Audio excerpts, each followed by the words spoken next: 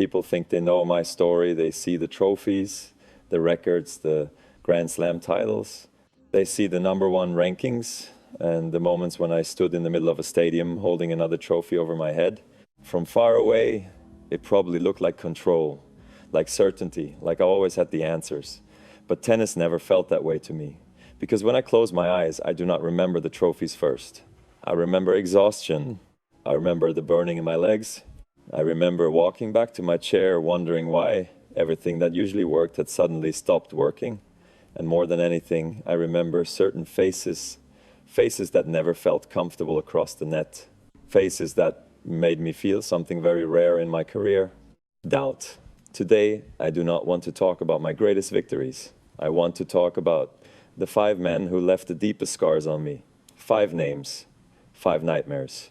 5 opponents who forced Novak Djokovic to discover where the limit of a human being really was. Now let me tell you something strange about Daniil Medvedev. There are players you prepare for with tactics. There are players you prepare for with intensity. There are players you prepare for by training your body harder. Daniil never felt like any of those things. Daniil felt like confusion. Playing against him was like walking into a room and suddenly seeing your own reflection move half a second later than you expected. Everything looked familiar, but something felt wrong. You know what the hardest thing in tennis is? It is not returning a serve at 130 miles per hour. It is not surviving 5 hours under the sun. The hardest thing is when your brain stops recognizing patterns. Because against most players, after a few games, you start collecting information. Your mind begins building answers. You tell yourself, okay, his backhand breaks down under pressure. Okay, he stands too close on returns. Okay, I know where to hurt him. With Daniil, I remember thinking something very different. Where is the weakness? And then another question, why is the weakness moving?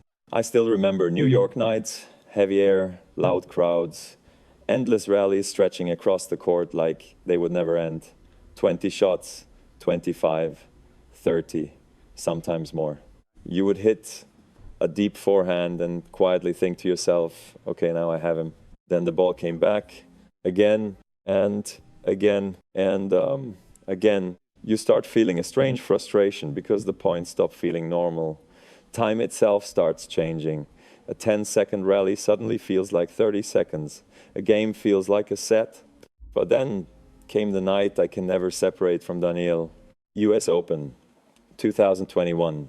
Everyone was talking about history, calendar slam, 4 majors in one season, one final step before entering a room that almost nobody had entered before. I heard it everywhere.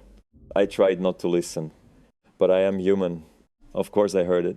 And when I walked onto that court, I was carrying something heavier than a tennis bag. I was carrying expectations from the entire world. Then I looked across the net. No panic, no fear, no emotion, just Daniil. And little by little I felt something disappear from me. Not confidence, not energy, answers. That was the feeling I remember most. Because I have lost matches and felt anger before. I have lost matches and felt rage. But that night felt different. That night felt empty. I remember sitting with a towel over my head, breathing heavily, hearing the crowd around me while feeling completely alone for a few seconds. Have you ever chased something for so long that when it slips away, you do not even know what emotion you're supposed to feel anymore? That was me. Then the match ended. And Daniil celebrated in the most Daniil way imaginable. No screaming, no dramatic fall to the ground, no explosion of emotion, just that strange dead fish celebration. And I remember thinking something almost ridiculous through all the disappointment. Of course he would celebrate like that, because Daniil never played tennis the way tennis was supposed to be played. He played it like a man breaking the equations while I was still trying to solve them. When Carlos Alcaraz first started appearing around the tour, I saw what everybody else saw. Talented kid, fast feet, big shots, huge energy. Tennis always produces young stars.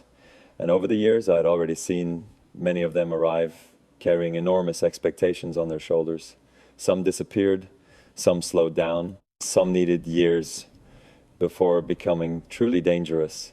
At first, I thought Carlos would simply be another chapter in that cycle.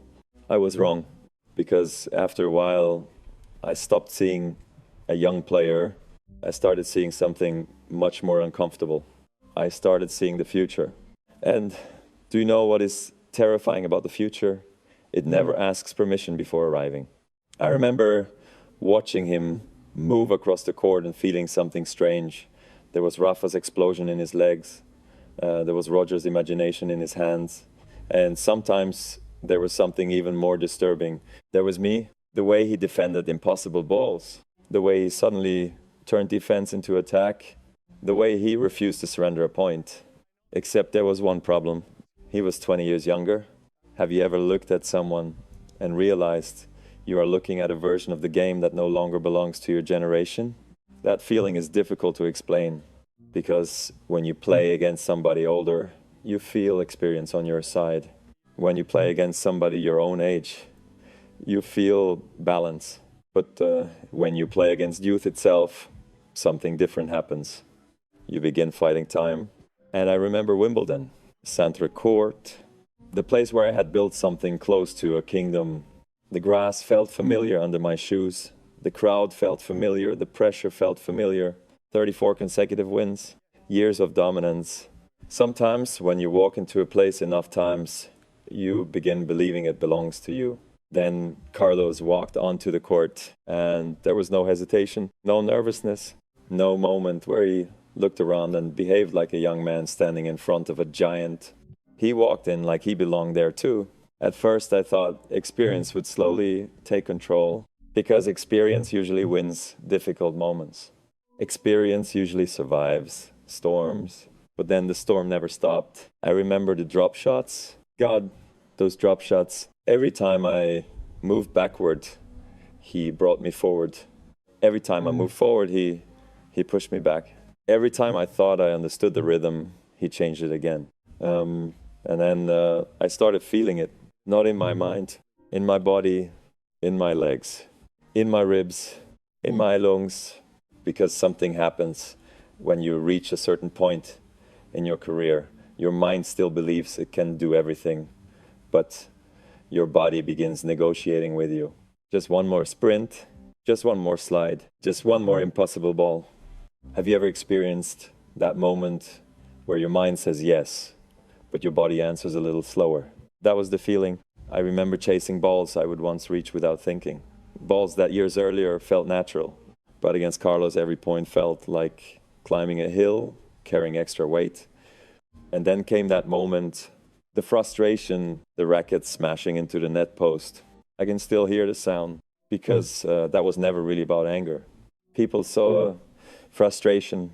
I felt something else, helplessness, because sometimes anger comes from believing you can still control something. Helplessness comes from realizing control might already be slipping away. When the match finally ended and I stood there looking across the net, I understood something I had spent years refusing to think about. Nobody defeats time forever. Nobody. And Carlos became the first man who forced me to look directly into the eyes of that truth.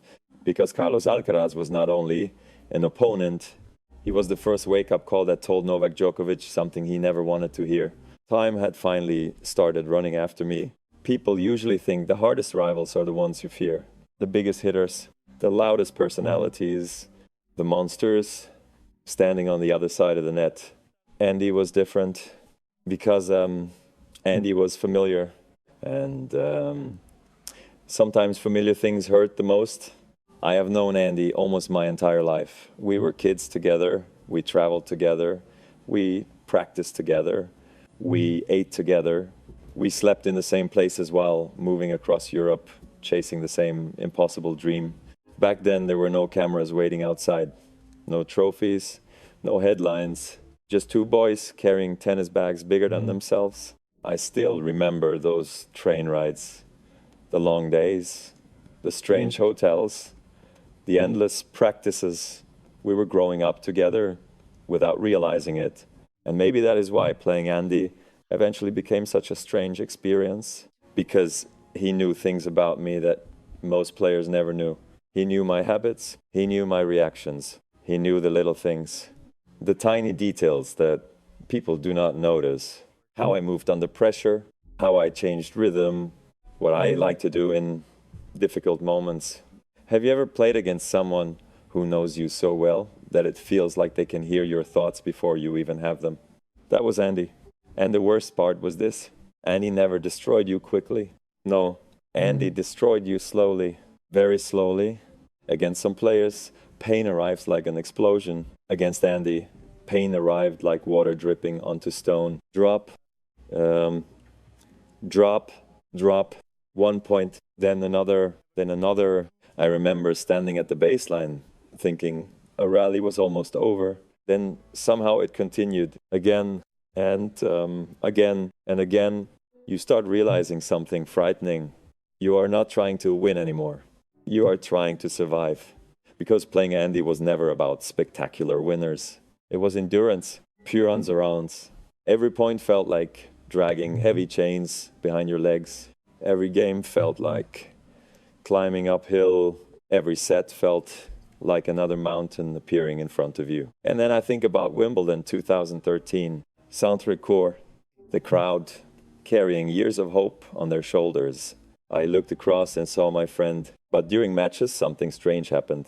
Friends disappeared. Only competitors remained. And Andy became relentless. Not violent, not explosive.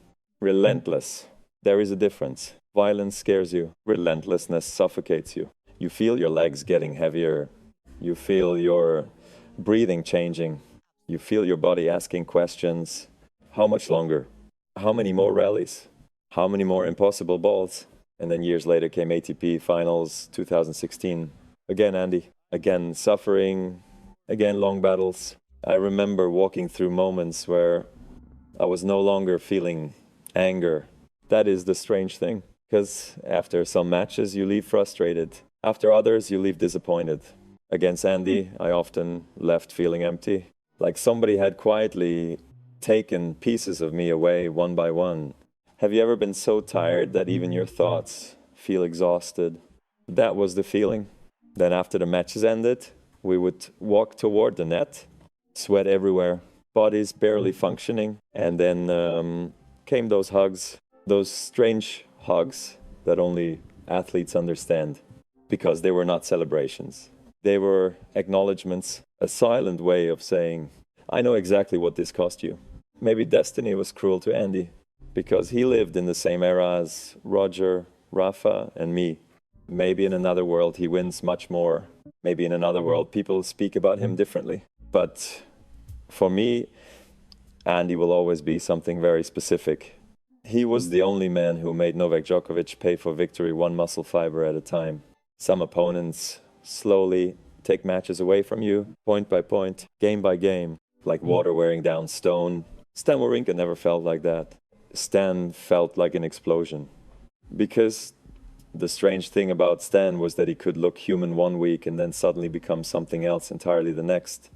There were tournaments where he looked vulnerable, matches where he struggled, days where his rhythm disappeared. Then Grand Slam finals arrived, and suddenly Stan disappeared. Stanimal arrived. Have you ever seen somebody walk through a door and somehow become a completely different person? That was Stan. And the frightening part was not the power itself. The frightening part was that nobody knew exactly when it was coming. Not even me. Not even him, maybe. I remember hearing the sound first. People talk about forehands. People talk about serves. I remember sound, that violent crack coming from his racket, because some shots looked powerful. Stan's shots sounded powerful. You could hear them, heavy serves crashing through the air, backhands exploding off the strings, crowds reacting before you even finished moving. And little by little you start feeling pressure building around you, not because you are playing badly, because you are playing well. And somehow it still is not enough. That feeling is difficult to explain, because throughout my career, I built my game around certainty, defense, patterns, consistency. I believe that eventually pressure breaks people. Eventually they miss. Eventually they blink. Stan did not blink. I remember Roland Garros, 2015. I remember feeling strong, really strong. I remember feeling like my game was exactly where I wanted it to be. Then I looked across the net and started seeing backhands flying through the court like missiles. Not shots, missiles. And every time I thought the rally was shifting toward me, boom, another one, boom, another one, boom, another one. Have you ever experienced a moment where you know you're doing almost everything right, but reality keeps telling you it still is not enough? That was the feeling. Then came US Open 2016. Again, Stan, again, suffering, again, that same strange sensation. I was chasing, always chasing, because against most players, defense creates hope. Against Stan, defense sometimes created panic. You would stretch, slide, reach impossible balls, fight your way back into points, and then one swing erased everything. It felt unfair, not because it actually was unfair, because it felt like surviving a storm for 10 minutes only to be hit by lightning anyway. And I remember looking at him at certain moments and thinking something strange. How is he still hitting like this? How? Because humans are supposed to slow down. Humans are supposed to feel pressure. Humans are supposed to hesitate. But Stan, in those moments, looked almost free. Then there was that image, that finger pointing toward his head. Simple, quiet, no screaming, no theatrics, just one message. Stay there, stay strong, stay locked in. And I understood it because that was always the real danger with Stan. Not his forehand, not even his backhand. His belief, because there were days when I played some of the best tennis of my life and still walked away watching Stan lift the trophy. That is what made him terrifying. You know, because sometimes I lost to better strategy. Sometimes I lost to better execution, but against Stan Wawrinka. Sometimes Novak Djokovic did not lose to a tennis player. He lost to a storm. There are rivals, there are legends, there are difficult matchups. And then there was Rafa, because Rafa was never simply an opponent to me. He became a place, a feeling, a season, a shadow that kept waiting every year. And the strange thing is that I cannot even remember where it truly began anymore. Because after so many years, after so many matches, after so many battles, the memories all start blending together. The sweat, the pain, the noise, the red clay, two young men running until their lungs felt empty. Then years passed, and somehow we were still running, still suffering, still finding each other on opposite sides of the net. People often ask me which rival challenged me the most. Roger challenged beauty, Andy challenged endurance. Stan challenged stability, but Rafa challenged survival itself, because there is something different about playing Nadal at Roland Garros. Something almost impossible to explain. You do not walk onto that court feeling like you are entering a tennis match. You walk onto that court feeling like you are entering somebody else's kingdom. And you know what the worst part was? Everybody knew it. The crowd knew it. The commentators knew it. I knew it. Maybe even Rafa knew it. Have you ever entered a room where everybody already expects the ending before the story even starts? That was Paris. Every year, May would arrive, and with May came thoughts I never wanted. Not fear, something stranger than fear. Pressure inside the stomach, a tightness in the chest, because somewhere in the draw there was always a possibility. Rafa, Paris. Again, I remember looking at tournament brackets, and sometimes my eyes would immediately search for one thing. His name, not because I wanted it, because I needed to know where the storm was. Then the match begins, and for a few minutes, everything feels normal. Then the ball starts climbing higher, higher, higher. Those topspin forehands did not simply cross the net. They attacked your body. They attacked your shoulders. They attacked your back. They attacked your lungs. You hit one ball, then another, and after a while something changes. You stop thinking about tactics. You stop thinking about strategy. You start thinking about survival. How many more of these can I take? How many more times can I stretch my body? How many more times can I breathe through this? Have you ever worked so hard that your body almost felt like it was arguing with you? That was Rafa on clay, because the suffering never arrived in one explosion. No, Rafa built suffering slowly, point after point, game after game, set after set. until suddenly you looked up and realized you had been carrying mountains for hours. But here is what made Rafa even more terrifying. He never stopped evolving. That was the part people sometimes forget. Years passed, injuries came, pain came, surgeries came. Most people eventually become smaller versions of themselves. Rafa refused. He adapted again and again. His body changed. His game changed. But his fight never changed. And I remember realizing something during our journey together. The man standing across from me was hurting too. He was suffering too. Maybe that is why our battles felt different. Because both of us understood pain. Both of us understood sacrifice. Both of us understood that greatness is usually built on things people never see. Then one day I understood something that took me years to accept. You can defeat Roger with a perfect plan. You can outlast other players with the perfect body. You can solve most opponents with the perfect strategy. But Rafa in Paris, no, there was never a perfect plan. Because against Rafa at Roland Garros, you were not trying to play tennis anymore. You were stepping into fire and hoping there was enough of your body left at the end to walk out again. So after all these years, after all the trophies, all the celebrations, all the nights, standing under bright lights, holding silver and gold above my head, I think I finally understand something. Daniil took history away from me. Carlos forced me to look at time. Andy drained every muscle fiber from my body. Stan bombed my pride into pieces. And Rafa gave me the cruelest torture I ever experienced in Paris. People usually count trophies when they talk about greatness. They count Grand Slams, weeks at number one, titles, records, numbers, always numbers. But I have never looked at my career that way. Because numbers tell you what you won. Scars tell you who you became.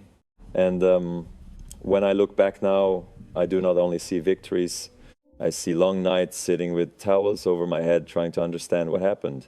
I see shaking legs, burning lungs, empty eyes, broken rackets. I see moments where I thought I had reached my limit, then somehow found another step. And maybe that is what the game really was all along. Not collecting trophies, discovering how much suffering a person can survive before finding out who they really are. Have you ever thought that maybe the people who hurt us the most are sometimes the same people who shape us the most? Because these men were never just rivals. They were never just opponents standing on the other side of a net. They were executioners. They pushed me beyond what I believed a human body and a human mind could endure. And because of that, I thank them. Now, I want to ask you something. Out of these 5 nightmares, who do you believe was truly Novak Djokovic, most brutal rival of all?